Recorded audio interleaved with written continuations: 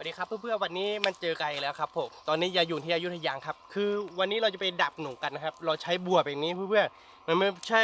กระดักที่มันมีเหยื่อนะฮะเราจะใช้บัวแบบนี้ผมก็ยังไม่เคยดักครับวันนี้ผมมากับน้าสาวเหมือนเดิมครับเดี๋ยวน้าสาวจะพาผมไปดักหนูฮะใช่ไหมฮะน้าสาวครับเดี๋ยวจะลองพาไปดักหนูกันครับเราจะลองดักโดยที่ไม่ต้องใช้เหยื่อเราดูกันว่าเราจะได้หรือเปล่านะครับเพื่อนเราทำแบบธรรมชาติครับวันนี้ๆทำแบบธรรมชาติเพราะผมยังไม่เคยเห็นนะเพื่อนๆที่จังหวัดตากแบบนี้เขาไม่ทำกันนะฮะเรามาดูกันว่าที่อยุธยาเขาทำแบบนี้เขาจะได้หรือเปล่าเราจะไปดักกันเลยไปกันเลยเพื่อนๆนี่นะครับเพื่อนๆเราไปดักหนูกันที่อยุธยาครับตามทุ่งนาครับผมดูกันว่าวันนี้เราจะได้หรือเปล่านะครับวันนี้เราไปดักหนูน้าของที่ดักหนูนี่มันมีกี่คันนะ30 คันที่ดับหนูของเรามันมี30คันนะครับเพื่อนๆมาดูกันตอนเช้าว่าเราจะได้หรือเปล่านะครับเดี๋ยวเราต้องไปหารอยหนูก่อนนะครับทานมาไม่สะดวกครับเพื่อนๆถ้ามันอยู่ตามทุ่งนาฮะนี่ฮะมีแต่คนปลูกข้าวครับเพื่อนๆปลูกข้าวกันเยอะแยะนะครับผมกำลังหว่านข้าวขึ้นมาซักๆอยู่แล้วก็ฝั่งนี้ก็ข้าวกำลังงามเลยครับผมดูกันว่าเราจะได้หรือเปล่านะครับไปกันเลยดูเพื่อนเราเห็นรอยหนูแล้วนะครับดูครับไหมไร่ขอร้องครับไหมแรงฮะน้างของผมจะดับนะครับผมน้าสั่งฮะกำลังจะดับฮะดูกันว่าเขาดับกันยังไงเพื่อนๆผมไม่เคยเราจะดึงบ่วงออกมาอย่างนี้นะครับอ๋อถ้าเป็นแบบว่าเป็นห่วงใช่ไหมนะใช่อ๋อแล้วเราจะมียางอยู่ราวนั้นเราก็จะทำบ่วงไว้ราววิ่งมาชนมันก็จะหลุดเขาจะมาเกี่ยวกับนี่อ๋ออ๋อมันมียางล่างไว้ด้วยใช่ครับอืมนะครับราววิ่งมาชนก็จะดีขึ้นไปอ๋อแล้วมันไม่กัดยาววงเหรอนะไม่หรอกมันจะไปพันอยู่กับต้นหญ้าที่ข้าวอ๋อดูนะครับเพื่อนๆใหม่ได้ขอร้องนะวันนี้ขอร้อง30คันนะฮะไม่รู้ว่าเราใส่หมดหรือเปล่านะฮะเราหางรอยหนูได้หรือเปล่าเราไปดูกันต่อว่าเราจะไปใส่ตรงไหนนะครับนี่ใหม่ได้ขอร้องนะเราไปกันเลยลุยนี่มีรูครับนี่อ๋อนี่มีรูอยู่อันนี้มีรูขนหนูครับเพื่อนๆดูตรงนี้เราจะใส่ไว้ฮะเนี่ยมันเป็นรูขนหนูฮะรูหนูแล้วรูอยู่ตรงนี้แล้วก็มันมีรอยขนมันอยู่แถวนี้ครับดูนะฮะรอยสวยนะฮะแล้วรอยอีกรอยนึงก็ลงไปในที่นางฮะนี่ฮะเห็นไหมฮะสวยฮะเดี๋ยวเราจะมาดับกันอีกฮะดูกันว่าวันนี้เราจะดับได้กี่คันนะฮะคันที่2ของเราครับผมถ่ายให้ดูอีกทีนึงฮะคันที่2ครับแบบจะครบโน่นนะตรงนี้นะครับรอยสวยครับผมขาที่2นะครับผมเดี๋ยวตอนเช้าเราจะมาดูกันว่าเราจะได้สักตัวไหมครับง่ายๆครับเพื่อนๆไม่รู้ว่าถ้าหัวขอหนูเข้าไปในห่วงนี่มันน่าจะดงแหละถ้าไม่เข้าไปนี่เรียบร้อยแล้วครับน่าจะไม่ได้ อันนี้เขาลองเรืออยู่28คันดูกันว่าเราจะได้หรือเปล่านะครับเพื่อนๆเราไปกันต่อเลยสวัสดีครับเพื่อนๆตอนนี้เราตื่นแล้วผมเราจะไปดูกระดักที่เราดักไว้เมื่อคืนนะฮะครับที่เราไปดักไว้กับนางสั่งครับเพื่อนแล้วก็ทั้งเลยเมื่อวานที่จีเราไปดักหนูนี่คือเราจะถ่ายให้จบนะแบบว่าเราจะถ่ายแค่เราดักไว้ครั้งแรกครั้งที่2อ่ะเป็ดเตลิสมันหมดนะที่ถ่ายให้จบแบบว่าถ่ายให้จบแบบว่าที่เราใส่ไว้ทุกครั้งนะแต่ไม่เป็นไรเช้านี้ลองตื่นแล้วคือเราจะพันเพื่อไปดูกันว่าเราจะได้หนุ่มหรือเปล่าเนาะเมื่อวานเราดักไว้30คันน่ะเราจะไปดูเช้านี้เราไปกันเลยเพื่อนตอนนี้ผมพาน้องชัยมังด้วยครับมาพร้อมกันได้เด้ออันนี้นะครับพาน้องชัยไปด้วยครับผมแล้วจะไปดูกันวันนี้ว่าเราจะได้หรือเปล่านะเพราะว่าก็คือเราดักไว้แล้ว30คันเนี่ยไปดูกันได้หนุ่มหรือเปล่าไปกันเลยเดิมฮะแล้วก็พาน้องชัยมังด้วยครับทีมก่อนที่เราไปตกปลานี่น้องชัยผมไปก่อนครับผมเรือกันน้ำสั่งแล้วก็ทีมนั้นเราไม่ได้ปลางเลยครับผมเดี๋ยว หลังจากที่เราไปดูเบนเราจะไปดูที่ดับหนูเสกนี่เราจะดูกันว่าเราจะไปถ่ายคลิปอะไรต่อครับตอนนี้ยังอยู่ที่อยุธยาเหมือนเดิมครับเพื่อนๆถ้าอยากจะให้เราไปถ่ายที่ไหนก็เมย์บอกพวกเราด้วยนะครับแล้วเราจะไปทุกที่ที่มีทางเลยครับผมแต่ถ้าไปไกลเกินไปนี่ไม่แน่ เราขับรถไม่เป็นครับผมขับเป็นแต่มอเตอร์ไซค์นี่แหละครับขับรถใหญ่ไม่เป็นก็เลยไปไกลไม่ได้ครับไปกันเลยเพื่อนๆดูกันวิวที่อยุธยาครับผมมีแต่กลับทุ่งนาครับอยู่ที่มหาราชเหมือนเดิมครับผม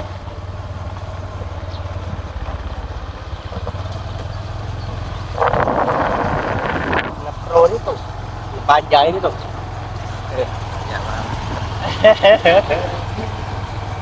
ก็บางย้ายเขาฝากว่าตรงนี้เราอยู่ที่ไหนแล้วเรามันทำอะไรเรามันดูนะแล้วก็วันนี้เท่ากับวันคือกับว่าเราจะเราไปวิ่งน้ำดุงที่จังหวัดอยุธยาครับเขาบอกว่าที่อยุธยานี่มีปลาหมอนเยอะนะฮะเราไปดูกันว่ามันจีที่เขาพูดไว้หรือเปล่านะฮะที่บ้านผมที่ตักนี่คือปลาหมอนไม่มีฮะเมื่อก่อนนี่มีปลาหมอนเยอะเหมือนกันนะแต่ว่าเดี๋ยวนี้มันสูงพังนะครับผมที่บ้านผมนะฮะเดี๋ยววันที่จังหวัดตากหลายๆที่อาจจะมีอยู่นะฮะแต่ว่าแถวบ้านผมคือมันไม่มีนะฮะ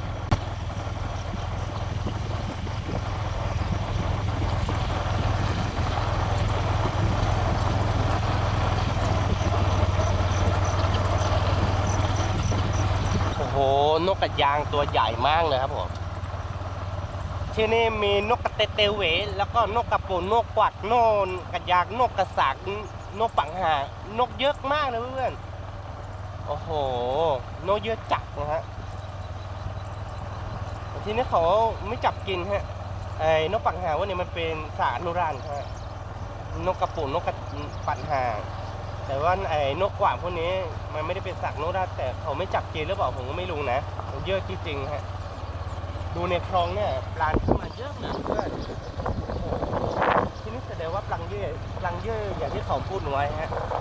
แล้ววันนี้ถ้าว่างๆก็คือเดี๋ยวคุยพันเพื่อไปจับปลาหมอนกันนะฮะไม่รู้ว่ามันได้หรือเปล่านะครับเราดูคลิปหน้าของเรานะครับผม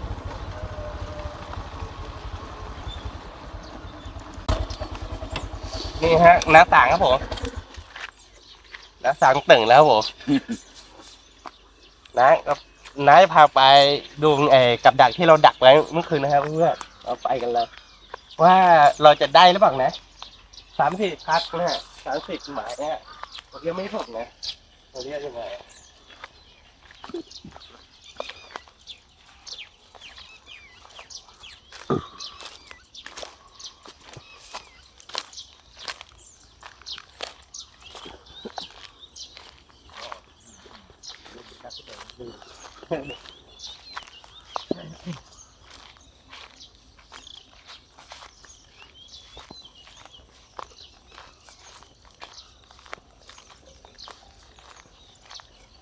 เรามาดูกันว่าเราจะได้หรือเปล่านะเพื่อนๆก็ไปกันเลยพาน้องชายไปฮะฝากอะไรหน่อยน้องชายเช้านี้เราจะได้ไหมคิดว่าเราจะได้หรือเปล่า แล้วว่าน่าจะได้โอ้โหหลายตัวอยู่อ่ะ หลายตัวอยู่นะเรายังไม่เคยมาดักที่อยุธยานะเรามาดูกันนะครับเพื่อนๆหมายของเรา30เนี่ย เสียแล้วเสียโทรศัพท์มึงเนี่ย หัว เจอไหนไอ้ด้าเลยหมายแรกเป็นไงบ้าง ไม่นี่นะครับเพื่อนๆหมายแรกของเราไม่โดงครับผมหมายที่2ก็ไม่ติดครับผม ไม่มีรอยชน แสดงว่ามันไม่มีหนูหรือเปล่าเราไม่รู้นะน่าจะมีนะถ้ามันเป็นกระดังแบบว่าที่ใช้เหยื่อนะเพื่อน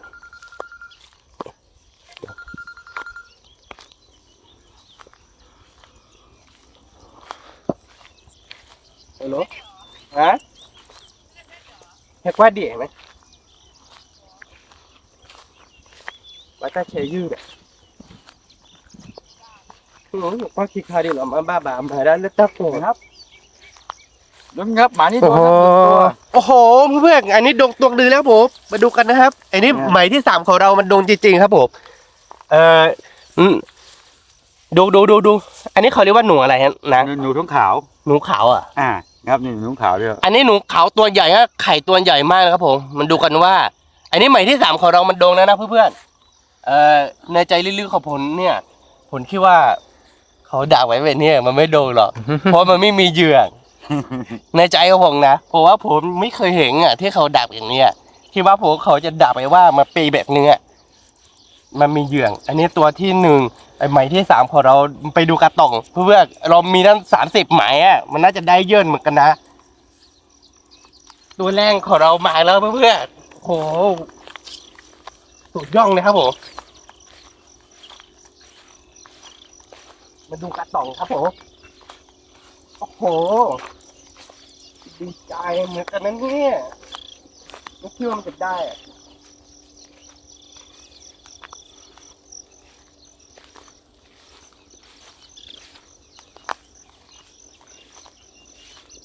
หมานี่ไม่โดนไม่รับแต่ไม่มีตัวหมดตัวเลย ไม้ที่4เท่านั้นนะ อืม ไม้ที่4ของเราไม่โดงครับผมแสดงว่านะบอกว่า ไม่มี แสดงว่ามันไม่มีตัวฮะไม้ที่4ไม่โดงครับผม อันที่ห้านี่ อ๋อไม้ที่5อยู่นู่นครับผมเก็บได้ไหมนะเก็บเลยหรือเปล่า เจ็บเลย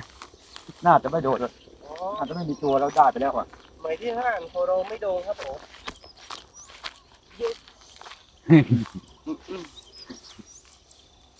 เจ็บเหมือนกันนะเนี่ยไม้ที่5ก็ไม่โดงครับผม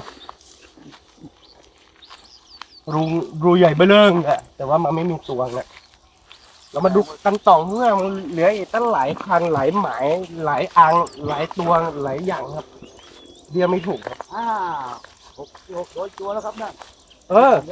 อันที่6นะบอกว่ามันโดนตัวนะครับมันดูกันนะเพื่อนๆดูกันเลยหมายที่6ของเราอะ นี่เป็นหนูใหญ่ครับ อันที่หกนี่ โอ้โหโอ้ หาอะไรทุกคนไม้ โหเพื่อนๆมันดูโอ้โหหมายที่6ของเราครับหนูอะไรนะ หนูพุกอันนี้หนูพุ หนู ก พูดตัวใหญ่มารอเสียดับปั๊บปั๊บปั๊บปั๊บปั๊บปั๊บปั๊บตัวใหญ่เบ้อเริ่งเลยโอ้โหดูโอ้โห เดี๋ยวเขาดึงเนื้อขาดหลุดขาด โอ้โหมันดูเพื่อนตัวใหญ่เบ้อเริ่งเลยอะหนูพุ่งเลยนะโอ้อันนี้น่าจะประมาณ7-8 ขีดนะฮะ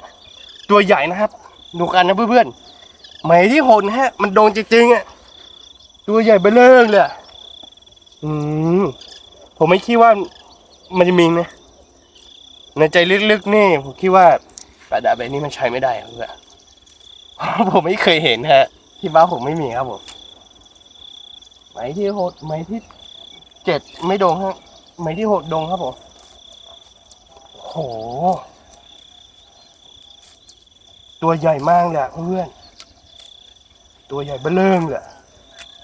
ตัวใหญ่จริงๆนะเนี่ย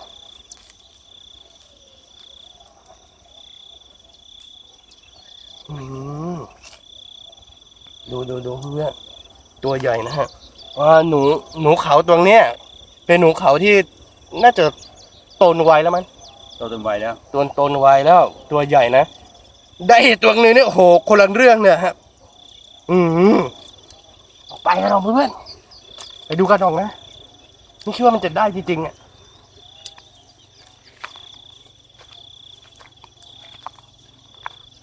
ไหมที่เป็ดไม่โดนครับผมไหมที่เป็ดของเราไม่โดนครับ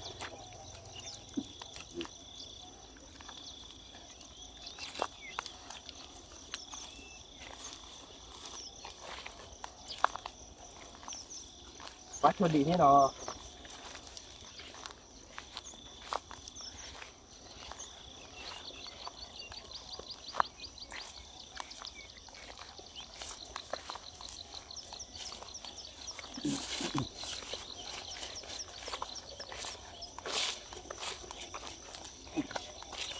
ไหมที่เป็ดไม่โดนแล้วนะเนาะ นี่ได้ตัวแล้วครับเนี่ย โอ้น้าบอกว่าโดนอีกตัวเงื้อเพื่อนๆไหมที่เข้าโอ้หนูขาวเพื่อนๆหนูขาวอ๋อยังไม่ตายแล้วนะเนาะ ยังไม่ตายยังตาย โอ้ นี่ไม่พันหญ้ามันเลยไม่ตาย อันนี้ตัวเมียเหรอนะ ตัวเมียนี่ตัวเมียครับท้องเลย มีท้องด้วยท้องป่องใกล้จะคลอด ดูวิธีเขาสางหางครับผมอันนี้หมายที่9เขาลองดงตัวครับผมแต่ใครนี่ผมเป็นคนหวานเอครับผมโคตรเก่งเหมือนกันนั้นเนี่ย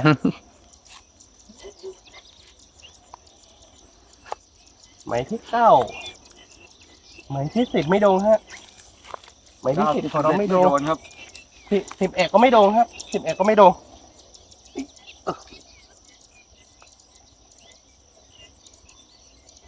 อ๋อเบ็ดหนังอ่ะเขาเก็บเบ็ดหนังนี่หว่าผมเก็บไม่เป็นนะเพื่อนๆเมื่อกี้เนี่ยผมไปปล่อยให้มันกระเด็นใส่ผมอะมันเจ็บมือนิดๆเนี่ย นี่ก็รอยชนครับแต่ไม่บุก โอ้เพื่อนๆโอ้โหอันนี้ รอยชน มันหลุดไปเลยอะรอยชนฮะเขาบอกว่ารอยชนฮะแต่มันไม่ติดครับเพื่อน มีทางนี่ครับเนี่ยทางคือมัน ๆทานของมันฮะ มันชนมันไม่ติด โอ้โหเสียดายครับ น่าจะเป็นหนูใหญ่ครับผมน่าจะเป็นหนูหนูนี่ฮะ คุก คือของเราอ่ะอันนี้มันเป็น บ่วงเล็ก บวงเล็กหนูหัวมันใหญ่ครับเขาไม่ได้ครับมันมีรอยโชนครับผมดูมันโชนเสร็จแล้วก็มาเขียดอันนี้ขึ้นไปเมื่อคืนนี่เองครับใหม่ๆอยู่แล้วครับผม นี่ครับนี่หมาที่11ได้จริง โอ้เพื่อนๆดูโดยแล้ว หมาที่โดนนะครับนี่ หมายนี้โดยแล้วครับผมหนูพูดนะ โว้ดูเพื่อนๆตัวใหญ่ไปเริ่มแล้วโอ้ไอ้ยังนะเพื่อน ไอ้หัวที่ขาด โอ้เพื่อนๆหมายที่เท่าไหร่แล้วนะผมจำไม่ได้แล้ว ทำไม่ได้แล้วมันเยอะจัดเราไม่ได้เยอะแบบเราลุ้นกันอย่างเดียวก็ตอน หมายที่เท่าไหร่ผมจำไม่ได้เพื่อนๆจำได้หรือเปล่า เนี่ย ดูเพื่อนๆมันไปดูที่เอวครับโอ้โหตัวนี้นี่แสดงว่าบัวใหญ่เหรอนะเนี่ยบัวเล็กหรือบัวใหญ่ บุญใหญ่ อันนี้บัวใหญ่นะเพื่อนๆหนูพูดตัวใหญ่ครับ มันไม่โดนที่คองฮะ มันไปโดนที่เอวของมันฮะ ดูกัน โอ้เพื่อนๆ อันนี้ดีใจมากเลย4 ตัวแล้วครับผม หนูพูดตัวนี้ตัวใหญ่เหมือนกันนะแต่ว่าตัวเท่ากันหรือเปล่าน้องชาย น่าจะเท่ากันอะ โห4 ตัวแล้ว หนูขาว อืม หนูขาวแล้วก็หนูพุ่งครับ4 ตัวแล้วครับผมไปดูกันต่อครับหมายที่เท่าไหร่แล้วผมจำไม่ได้นะครับผม รู้อย่างเดียวว่า เวลามันติแล้วก็ อัน โอ้ นี้ โห ไม่โดนครับ อันนี้ไม่โดน อันนี้ไม่โดนครับผมนี่ผมจะให้น้องชายของผมถือไว้เดี๋ยวผมจะถ่ายให้เขาฮะถือเลยครับผม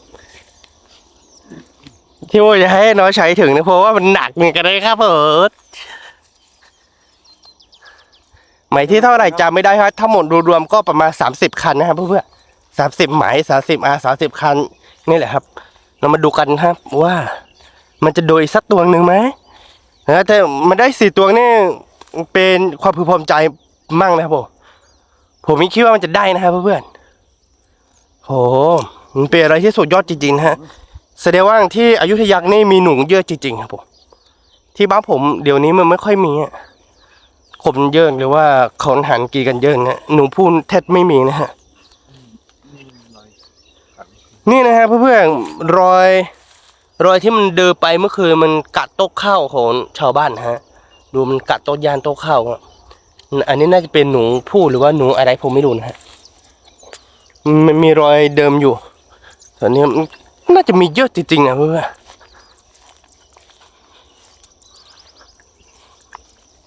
4 ตัวแล้วครับหนูขาว2แล้วก็หนูพูด2ครับผมหมายของเราทั้งหมดก็30อ๋ออันนี้ไม่โดนครับผม ไม่ออก รอยทางลง อันนี้ไม่โดนนี่หว่า อันนั้นเบ็ด โอ้โหดูที่เบ็ดเดือเกี่ยว ดูเพื่ออันนี้เขา ปักเบ็ดทิ้งไว้ มีคนมัน อันนี้เขาจับหนูเลยนะ ปักเบ็ดตอนหน้าน้ำ อ๋อ เขาลืมเบ็ดไว้ อ๋อเขาปัดเบ็ดตอกหน้าน้ำเขาลืมเบ็ดไว้ฮะผมคิดว่าอันนี้เขามาดับหนูนะ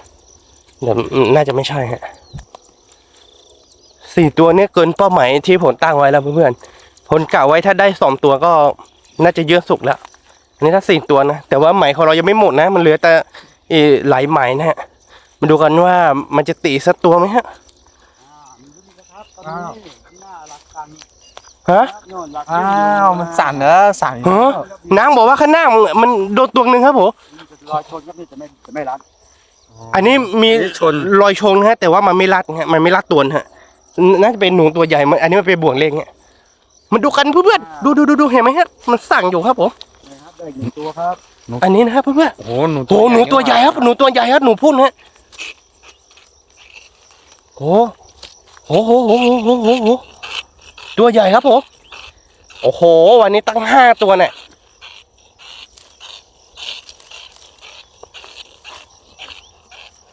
ได้ยินเสียงไหมครับได้ยินเสียงไหมครับเพื่อนๆโหเจ๋งสุดยอดกระมังเลยเพื่อนๆโอ้โหได้ตั้ง5โอ้